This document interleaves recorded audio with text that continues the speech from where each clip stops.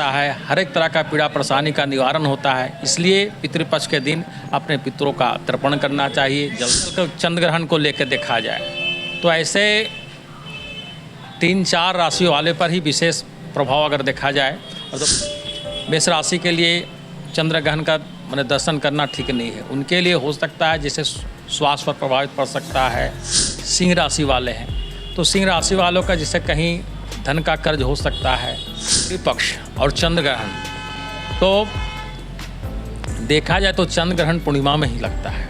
रह गए भाई इतने साल का बात है तो कहीं ना कहीं तिथियों का संयोग है और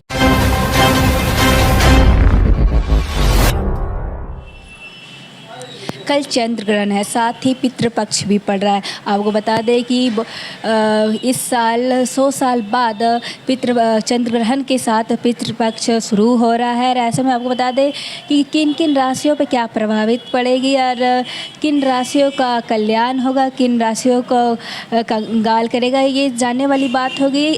और आपको साथ ही ये भी बता दें कि इस बार का पितृपक्ष बहुत ही अच्छा बताया जा रहा है। ऐसे में हमारे साथ पंडित जी है, सीधा उनसे हम जुड़ते हैं, बात करते हैं कि इस बार क्या कुछ होने वाला, क्या क्या करना चाहिए, क्या नहीं करना चाहिए, क्या मान्यता है। सीधा उनसे जुड़ते हैं, जानते हैं क्या उनका कहना है।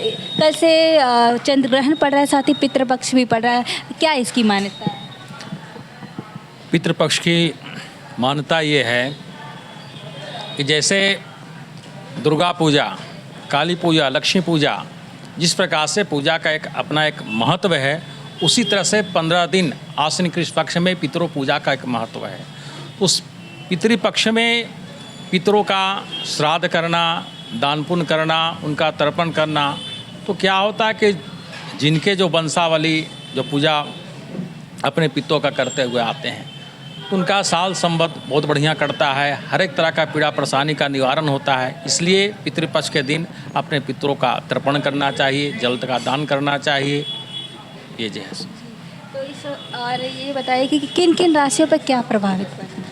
अब जैसे कल का चंद्र ग्रहण को लेकर देखा जाए तो ऐसे 3-4 राशियों वाले पर ही विशेष प्रभाव अगर देखा जाए, और तो बाकी राशि वालों के लिए चंद्र ग्रहण बहुत अच्छा है। जैसे अगर देखा जाए मेष राशि के लिए चंद्र ग्रहण का मैंने दर्शन करना ठीक नहीं है। उनके लिए हो सकता है जैसे स्वास्थ्य पर प्रभावित पड़ सकता है, अपने कार्यक्षेत्र को लेकर प्रभावित रह सकते हैं।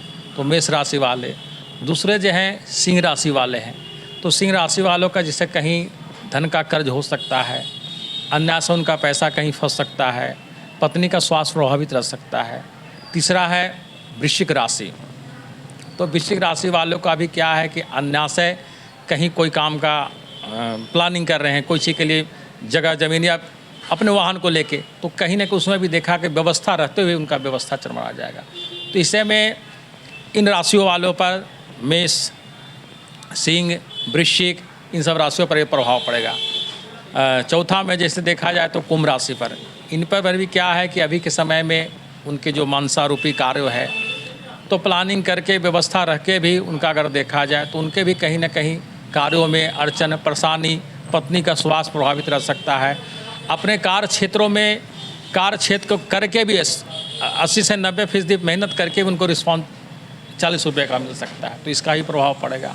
और बाकी राशि वालों के लिए देखा जाए मिथुन है, वृष है, कर्क है, तुला है, फिर आपका जैसे मकर है, तो इन लोग राशि पर देखा जाए मीन है, इन लोग राशि पर चंद्र ग्रहण का अच्छा प्रभाव पड़ा। अच्छा प्रभाव क्या पड़ेगा कि अपने जो 2024 या फिर 23 जो समय बीता उसका अपेक्षा कि इस बार उनके जीवन में विकास होगा, नाना तरह के सुखों की प्राप्ति हो सकती है। ऐसे में लोगों को क्या क्या करना चाहिए, क्या नहीं करना चाहिए? अब जैसे में देखा जाए तो ऐसे समय में अगर चाहें तो जब चंद्र ग्रहण लग रहा हो तो जैसे सिंह राशि का बताएं, वृश्चिक राशि का बताएं, कुंभ राशि का बताएं, तो इन लोगों को चंद्र ग्रहण को नहीं देखना चाहिए।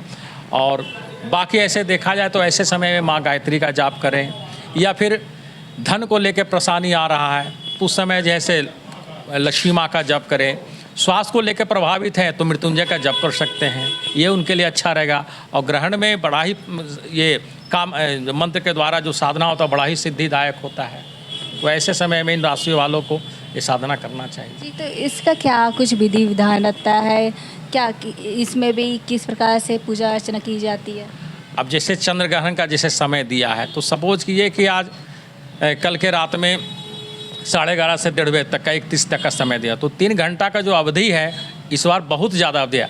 अधिकतर ग्रहण जो है से 1 घंटा सवा घंटा लग ही रहता है।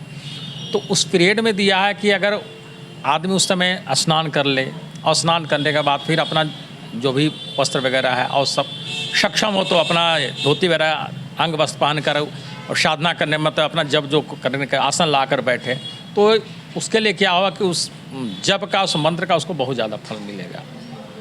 जैसे कि आप इस बार 100 साल के बाद पितृपक्ष चंद्र ग्रहण के साथ शुरू हो रहा है, तो ऐसे में ये दोनों में कनेक्शन क्या है? ये पितृपक्ष और चंद्र ग्रहण क्या एक साथ आना कितने हद तक शुभ होता है, क्यों होता है?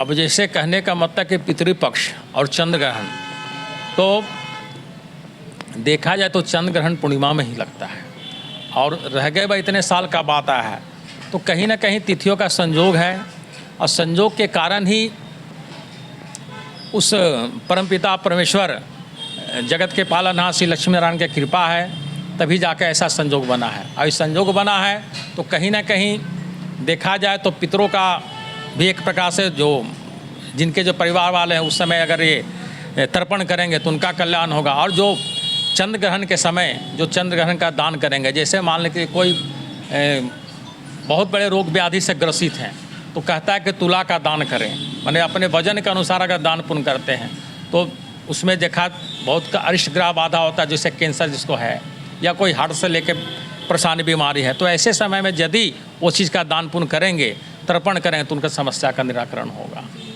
अगर जिसके घर जो पितृपक्ष करते हैं उनके लिए दान वगैरह हाँ, जैसे पितृपक्ष में दान पुण्य है तो कहता है कि जैसे उनके माता पिता का जो खान पान या फिर वस्त्र, तो कहीं ना कहीं उनको उस चीज़ से बहुत माने एक प्रकार से लगाव होता है, तो उनके पुत्र को चाहिए कि कम से कम पिताजी का जो सक्षम हो सके यथाशक्ति, जैसे कोई ब्राह्मण को भोजन कराएं या फिर वस्त्र का दान करे, अन्न का दान करे, तो इससे कहीं ना कहीं उनके पितर आशीर्वाद देंगे और उनका साल संबत बहुत ही अच्छा कटेगा। जो परेशानियाँ आता है उससे ज़्यादा कहीं ना कहीं उनके जीवन में और अच्छे खुशहाली जीवन व्यतीत करेंगे। चंद्र ग्रहण को हिंदू समाज में अच्छा नहीं बताया गया है, इस पर आप क्या कहेंगे और क्यों? जैसे कि जो विधि विधान होता है एक तरफ से इसको मतलब अच्छा नहीं बताया गया, इस पर और क्या करना चाहिए? ग्रहण के समय ऐसी मान्यता तो खैर लोग नहीं है। चंद्र ग्रहण का ग्रहण एक प्रकार से देखा जाए तो ग्रहण का समय भी अगर कभी न कभी देवताओं पर भी कष्ट आया है, तो इस कष्ट में कहने का मतलब है कि अगर जो प्रक्रिया है इस समय में एक साधना का समय है चंद्र ग्रहण, तो ये पीरियड जो अगर देखा जाए तो मान्यता गलत नहीं है। चंद्र ग्रहण भी कहने का मतलब एक समय पर कहीं ना कहीं दोष हो जाता है, कुछ आर्थिक परेशानी आ जाती, जिसके कारण जो है से ये चंद्र ग्रहण को माने कहीं ना कहीं होना बहुत ज़रूरी है। और ग्रहण का होने से ही कहने में तो कुछ कुछ साधनाओं पर आदमी को सिद्धि प्राप्ति है, नाना प्रकार के सुखों की प्राप्ति होती है। लेकिन फिर भी ग्रहण लगता है तो कष्ट भी होता है, तो लेकिन कष्ट के लिए दान पुण्य भी दिया गया है। तो कोई ऐसे समय में किसी को अन्न का दान करना चाहिए, तिल का दान करना चाहिए, मधु का दान करना चाहिए, तो इससे दही का दान करना, इससे नाना प्रकार के कलशों का अंत होता है। तो जी, शुभ सूर्य ग्रहण पे नहीं है। ये जो शुरू होने वाला है सूर्य ग्रहण पे खत्म होने वाला है, इससे क्या है? ये सूर्य ग्रहण, ये चंद्र ग्रहण, जी चंद्र ग्रहण शुरू होके जो पितृपक्ष है सूर्य ग्रहण पे खत्म होने वाला है, इस पर आप क्या कुछ कहें? तो सूर्य ग्रहण पर ख़त्म होने वाला, तो इस कहीं ना कहीं अगर देखा जाए तो आने वाला जो समय है तो जो माता कृपा बरसाएंगे नवरात्र समय में बड़ा ही शुभ होगा, बड़ा ही अच्छा होगा और कहीं ना कहीं हमारे देश समाज में खुशहाली का माहौल रहेगा। हर तरह से मैंने देखा है तो अमन चैन शांति का वातावरण बना रहेगा। धन्यवाद। जैसा कि आपने सुना कि चंद्र ग्रहण से शुरू होने वाली है पितृपक्ष और साथ ही सूर्य ग्रहण पर ये ख़त्म होने वाली है। और आपको बता दें कि जिस प्रकार से पंडित जी ने बताया है कि कुछ राशियों के साथ अच्छे होने वाले हैं, कुछ के साथ संभल के रहने की ज़रूरत है। अब फिलहाल के लिए इतना ही। ऐसे अपडेट के लिए बने रहे न्यूज़ रांची मेल के साथ। धन्यवाद।